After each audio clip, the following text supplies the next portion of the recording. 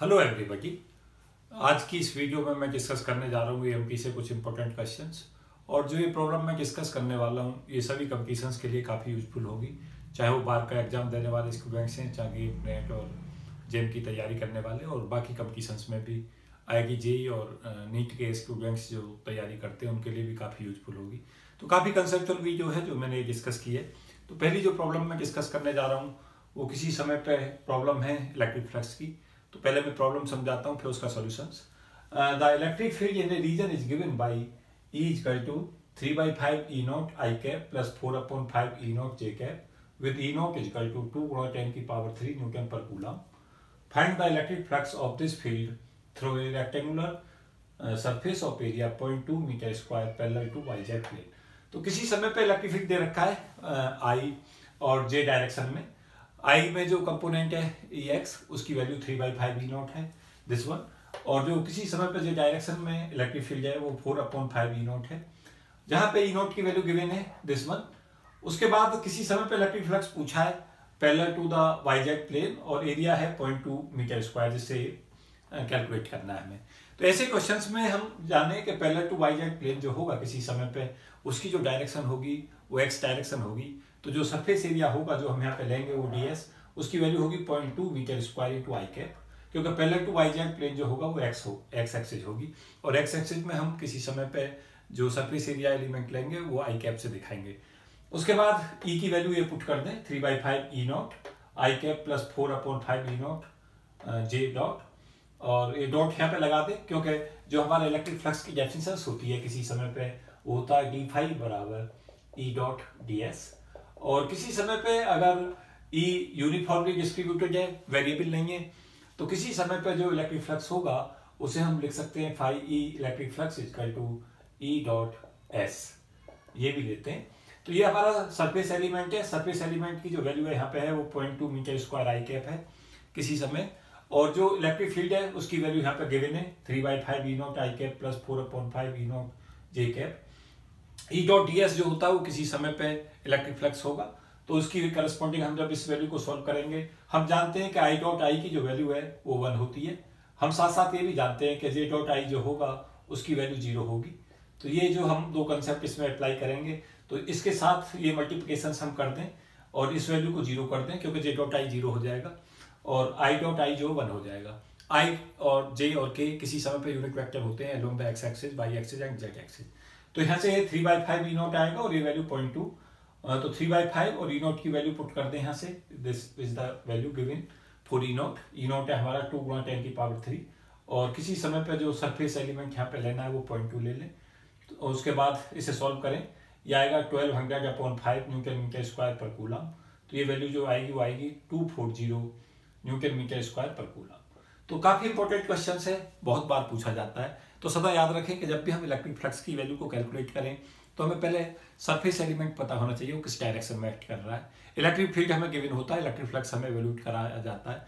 तो कई बार क्वेश्चन इस रीजन से आते हैं। क्वेश्चन नंबर 2 भी मैंने इसमें प्रॉब्लम में जो इस वीडियो के अंदर प्रॉब्लम नंबर 2 भी इसी पे बेस है। The electric field in a region is radically outward with magnitude E बराबर AR। किसी समय पे इलेक्ट्रिक फील्ड दे रखा है, किसी समय पे रेडियली आउटवर्ड और उसका मैग्नीट्यूड है AR। Find the charge contain in a sphere of radius A. किसी समय पे चार्ज पूछा है रेडियस ए के अंदर, सेंटर्ड एट द ओरिजिन। ए की वैल्यू दे रखी है 100 वोल्ट पर मीटर स्क्वायर और स्मॉल ए जो रेडियस है किसी समय पे वो दे रखी है 20 सेंटीमीटर। तो हम सदा ऐसे क्वेश्चंस को सॉल्व करते समय गॉस लॉ यूज करते हैं। गॉस लॉ कहता है किसी समय पे जो इलेक्ट्रिक फ्लक्स होता है इंटीग्रल E डॉट ds की जो वैल्यू है वो Q/ε0 होती है, और Q किसी समय पे जो गॉसियन सरफेस है उसके अंदर जो इनक्लोज्ड रीजन है उसके अंदर चार्ज होता है। तो यहाँ पे E डॉट ds को Q/ε0 ले लें, इंटीग्रल दिस वन। E और ds किसी समय पे अगर हम पूरा का पूरा जो गॉसियन सरफेस से हम ये मानते हैं कि पूरा का पूरा इलेक्ट्रिक फ्लक्स पास होता है, तो E और ds जब पैरेलल होगा किसी समय पे तो पूरा का पूरा इलेक्ट्रिक फ्लक्स पास होगा। तो E की वैल्यू को AR लें और R की जगह पे A रख दें, तो ये A इंटू A आ जाएगा इस E की वैल्यू में।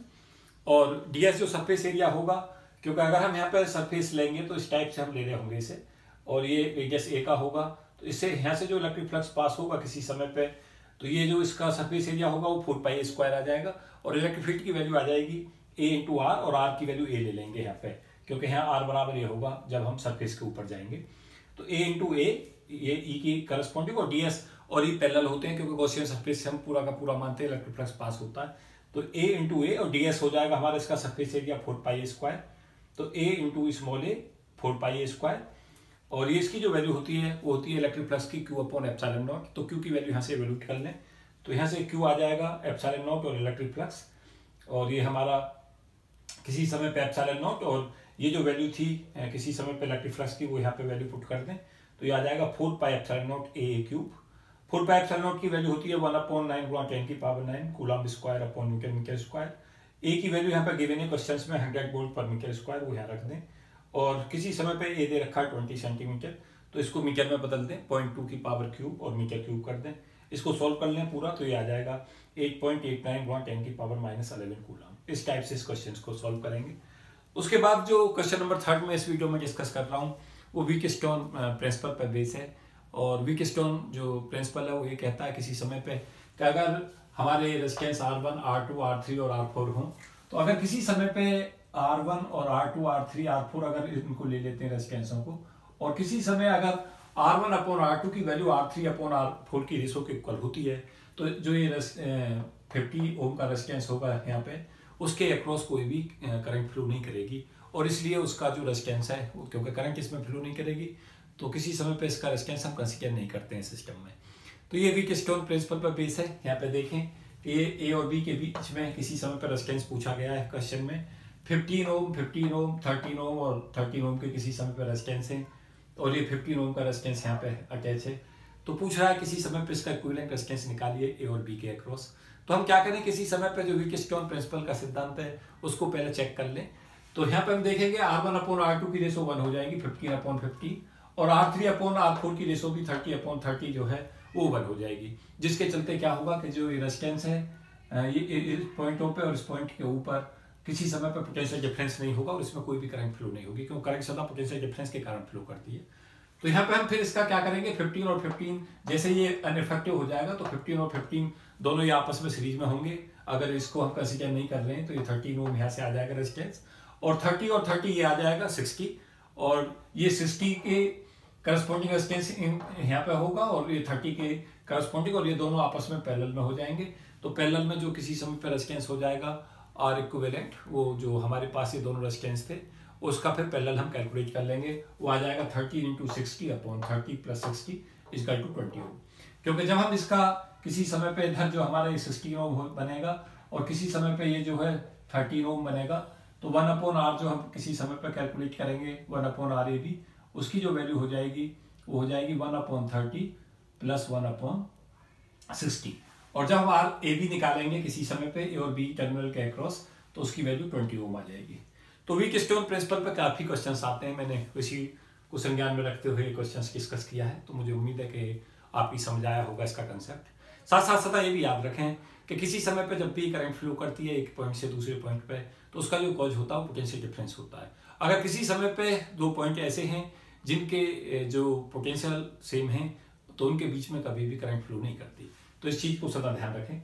अगली जो प्रॉब्लम इसमें क्वेश्चन नंबर 4 में डिस्कस कर रहा हूँ, a cylindrical capacitor has inner radius a and outer radius b. एक सिलेंड्रिकल कैपेसिटर है जिसकी इनर रेडियस ए है और आउटर रेडियस बी है। So that half the stored energy lie between within R = √AB।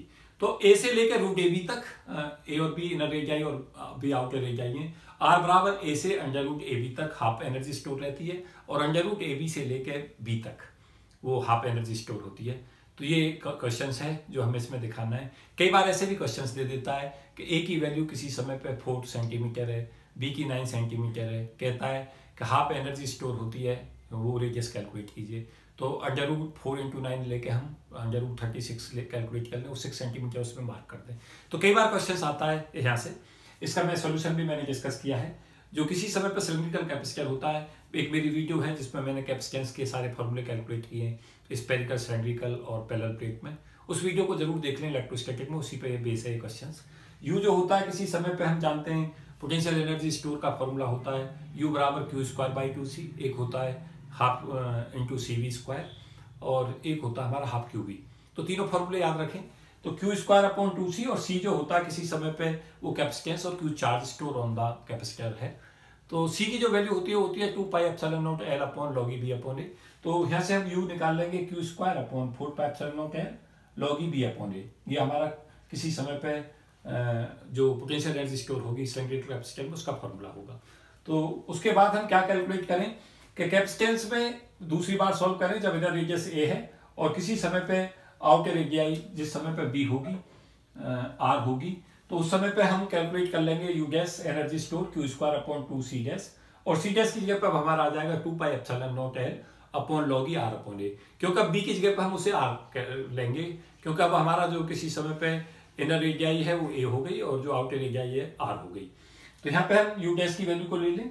उसके बाद क्वेश्चंस में गिवन है यू डैश बराबर यू बाई 2, क्योंकि गिवन है कि जो टोटल एनर्जी है उसमें हमें वो रेडियस कैलकुलेट करनी है जिसमें हाफ एनर्जी ए से और आर तक हो और हाफ एनर्जी आर से लेकर बी तक हो। तो उसके कंसेप्ट को लगा दें, यू डैश बराबर यू बाई 2 कर दें और इन दोनों एक्सप्रेशनों को यूज करें। तो ये हमारा आ जाएगा log E R upon A equal to half log E B upon A. इसको फिर सॉल्व करें, आर अपॉन ए आ जाएगा बी अपॉन ए की पावर हाफ और आर आ जाएगा रूट ए बी। तो काफी क्वेश्चन आता है, ये बेसिकली ध्यान रखें कि किसी समय पे ए से लेके अंडर रूट ए बी तक half you by 2 energy store रहती है और रूट ए बी से लेके और बी तक यू बाई 2 एनर्जी स्टोर रहती है। इस कंसेप्ट को सदा रिमेंबर रखें, इंपॉर्टेंट कंसेप्ट है काफी। उसके बाद में क्वेश्चन नंबर 5 में जो डिस्कस किया है, आजकल काफी हॉट क्वेश्चन चल रहा है कैपेसिटर का चार्जिंग और डिस्चार्जिंग, लगातार क्वेश्चन आता है इस रीजन से, तो उसी से मैंने ये प्रॉब्लम ली है। ए 5 microfarad capacitor having a charge of 20 microcoulomb, किसी समय पे एक कैपेसिटर है जिसकी कैपेसिटेंस जो 5 माइक्रोफैरेड है, उसके ऊपर चार्ज है 20 माइक्रोकूलम का, is discharge through a wire of resistance 5 ओम। ये किसी समय पे जो आरसी सर्किट है उस तरीका का केस है, और ये किसी समय पे जो कैपेसिटर है वो डिस्चार्ज हो रहा है इस रेजिस्टेंस 5 ओम के through. Calculate the heat dissipated between T1 बराबर 25 माइक्रोसेकंड टू T2 बराबर 50 माइक्रोसेकंड।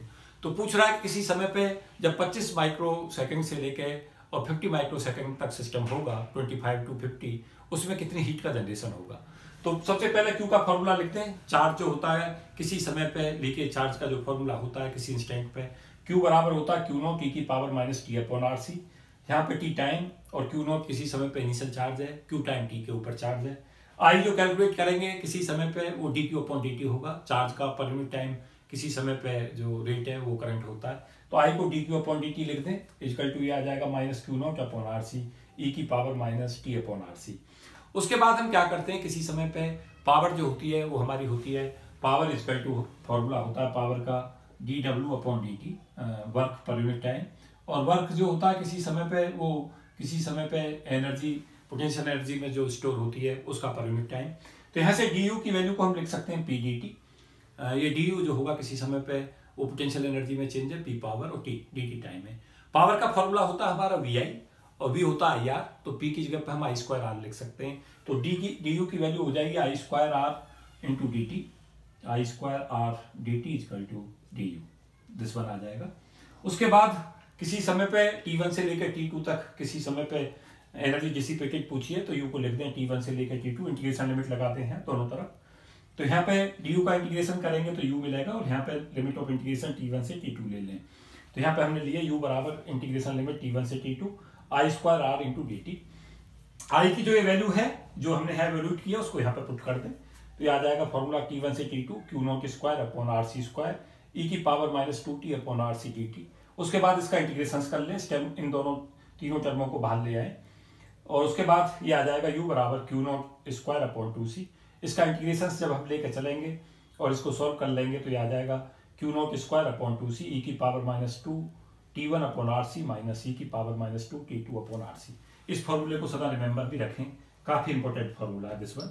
अब ये जो वैल्यू है आर सी हम यहाँ से निकाल सकते हैं, आर हमारे पास है 5 ओम का और सी है 5 माइक्रोफैरेड का, तो दोनों को मल्टीप्लाई कर दें तो आर सी जो होगा ये टाइम कॉन्स्टेंट होगा, उसकी वैल्यू आ जाएगी 5 इंटू 5 माइक्रोफैरेड बराबर 25 माइक्रोसेकंड। उसके बाद आर सी हमारे पास एवोल्यूट हो गया है, T1 की वैल्यू को रखते हैं 25 माइक्रोसेकंड, T2 को 50 माइक्रोसेकंड रखते हैं इस एक्सप्रेशन में, क्यू नॉट की वैल्यू को 20 माइक्रो कूलम ले लें और एक कूलम में हमें पता है माइक्रो कूलम में होता है 10 की पावर माइनस 6 कूलम, तो इसको सॉल्व कर दें, ये वैल्यू आएगी 4.7 माइक्रो जूल। तो इस टाइप से क्वेश्चंस हमें सॉल्व करना है। काफ़ी इंपॉर्टेंट क्वेश्चंस में इस वीडियो में डिस्कस कर रहा था कंसेप्ट सहित। तो मुझे उम्मीद है कि ये वीडियो आपको पसंद आएगा, और वीडियो को देखने के बाद कमेंट बॉक्स में कमेंट करें और बताएं अगर किसी प्रॉब्लम में आपको कोई प्रॉब्लम है, समझने में कोई प्रॉब्लम्स आई है या कंसेप्चुअली कोई प्रॉब्लम समझ में नहीं आई है। और ये मेरी तरफ से सारी वीडियो गांव के बच्चों को समर्पित हैं जो गाइडेंस के अभाव में आगे नहीं बढ़ पाते। तो इस कंटेंट को शेयर करते रहें, चैनल को सब्सक्राइब करते रहें। Thank you and best wishes.